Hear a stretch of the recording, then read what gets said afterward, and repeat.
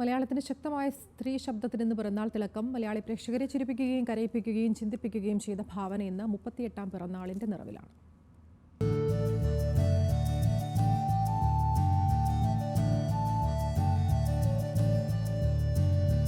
കമൽ സംവിധാനം ചെയ്ത നമ്മൾ എന്ന ചിത്രത്തിലൂടെ 2002-ലാണ് ഭാവന തന്റെ സിനിമാ ജീവിതത്തിന് തുടക്കം കുറിക്കുന്നത്.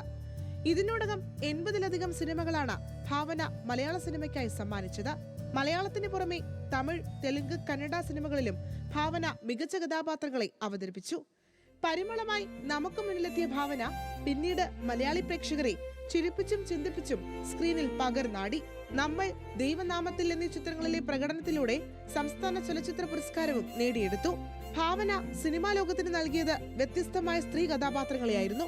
ഗ്ലാമർ വേഷങ്ങളിൽ തിളങ്ങുമ്പോഴും കാമ്പുള്ള കഥാപാത്രങ്ങൾക്ക് തന്റെ അഭിനയ ജീവിതത്തിൽ ഇടമൊരുക്കാൻ ഭാവനയ്ക്ക് സാധിച്ചു.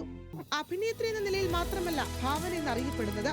സ്ത്രീകൾക്ക് പ്രത്യേകിച്ചും അതിജീവനത്തിനായി പോരാടുന്നവർക്ക് കരുത്താർന്ന മാതൃകയായി വളരുകയാണവർ. എന്തു വന്നാലും ജീവിതത്തിൽ ആർക്കു മുന്നിലും തോറ്റുകൊടുക്കില്ലെന്ന് ഉറപ്പിച്ച വ്യക്തി. തനിക്ക് നേരെ വന്ന വിമർശനങ്ങളെയെല്ലാം പിന്നിലാക്കി ശക്തമായ പോരാട്ടത്തിന്റെ കഥയാണ് അവർ വെള്ളിത്തിരയ്ക്ക് പുറത്ത് രചിച്ചത്.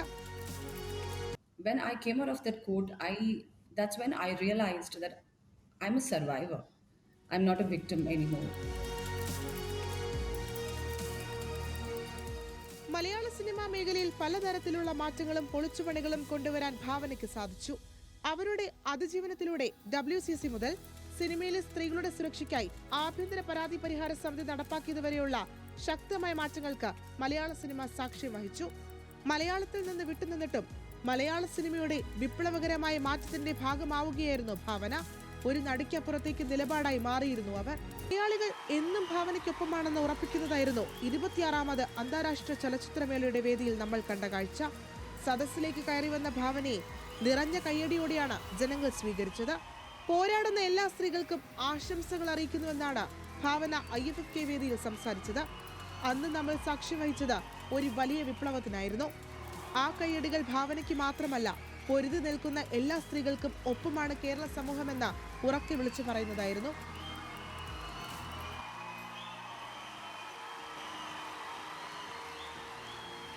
പോരാട്ടത്തിന്റെയും അതിജീവനത്തിന്റെയും പ്രതീകമായ ഭാവനയ്ക്ക് ന്യൂസ് മലയാളത്തിന്റെ പിറന്നാൾ ആശംസകൾ.